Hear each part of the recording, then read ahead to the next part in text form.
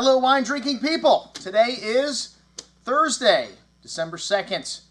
Got a couple of events wrapping up 2010. Be sitting here at my desk working my little buns off for the rest of the year, making sure all you big kids get your wine in time for the holidays. So we're here pretty much 7 days a week till the end of the year. I'll take off Christmas Day and maybe a Sunday early here or there, but I'm working on Sunday the next couple weeks. Don't feel bad for me, folks, because most of the year I'm having dinner with people like Bouchard, and that's what I had to drink yesterday, folks. We usually don't do too many dinners this time of year because, as I mentioned before, getting busy here in the store. But hey, when Luke calls and says, Andrew, can you put together dinner with just a few of our friends that love Burgundy, I'm always happy to do it. Luke's a great guy. Bouchard, Perry-Fils, which, hey, there's a few other wineries with the name Bouchard. Burgundy's a little confusing, folks.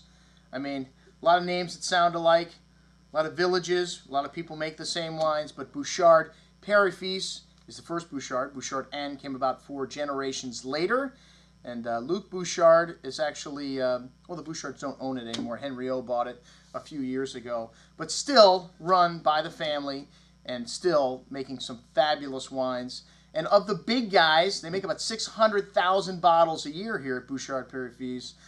These guys, 75% of their production is Premier or Grand Cru level. So they own vineyards in the best areas in Burgundy. They own almost a whole hectare in Le Montrachet. They own some of the top Premier and Grand Cru sites. And one of my favorite wines coming out of Burgundy, the Baby Jesus, Bon Graves.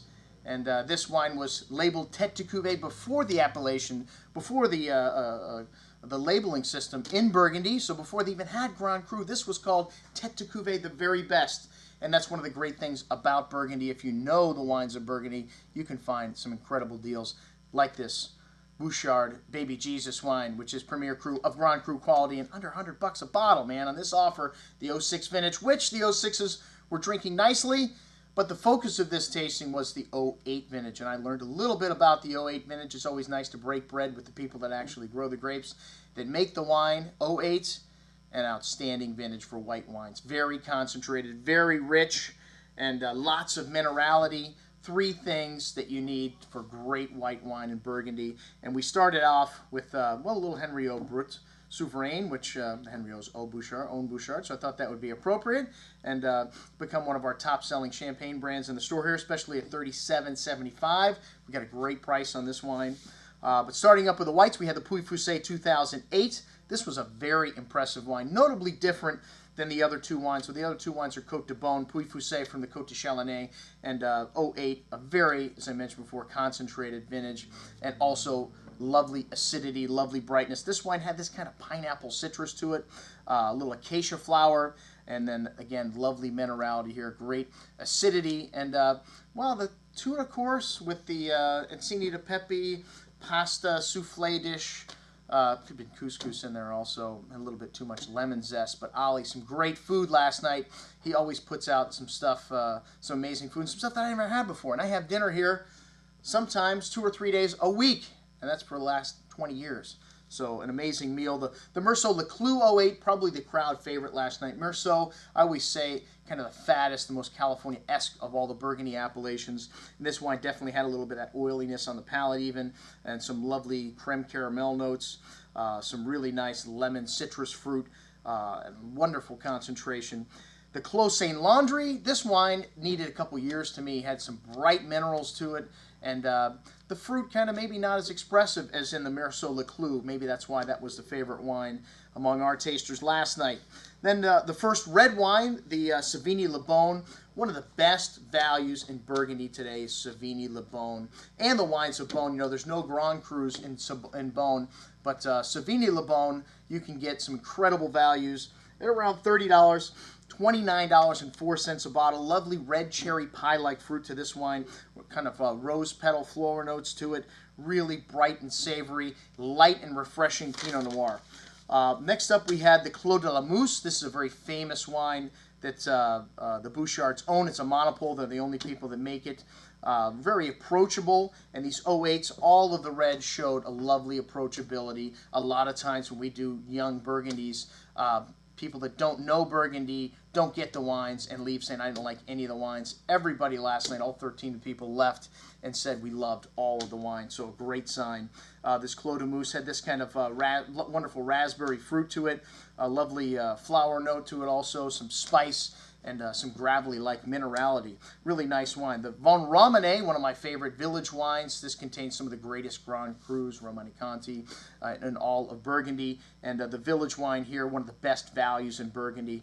If you look at, $58 a bottle, is that value? Well, from Burgundy, when you're talking the center-cut filet mignon of Burgundy, Von Romane, yes, the best value in a village wine. This wine had a lovely kind of herbaceousness to it and a white pepper spice that worked really nice with the food course we had with that. The duck, I love duck with Pinot Noir anyways, and really, to me, a beautiful wine and very showy for such a young Von Romane.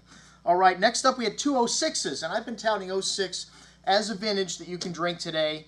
And a lot of forward fruit, similar to 08 in that respect. The 08 maybe had a little more structure, maybe a cross between 06 and 02 for a young vintage. We showed the Le Courton. Courton is actually the largest Grand Cru area in Burgundy. Some people think it's Echezeaux, but that would be in the Côte de Nuit.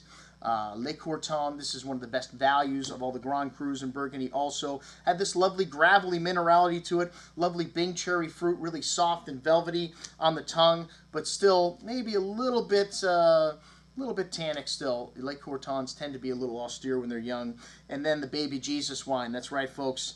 This is one of the top wines made from Bouchard. To show a Premier Cru after a Grand Cru, the people in Burgundy give this wine a ton of respect to. Considered one of the greatest Premier Crus. And hey, I asked Luke, will this ever be changed? Will they ever elevate this wine to a Grand Cru?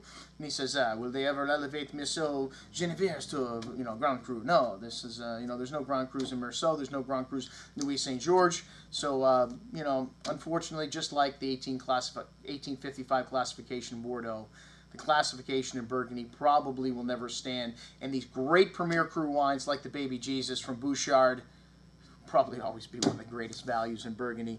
$85 a bottle for this 06. This is a wine, one of the first empty bottles I ever collected, the 1949 Baby Jesus. I still have, it's a trophy sitting behind my desk.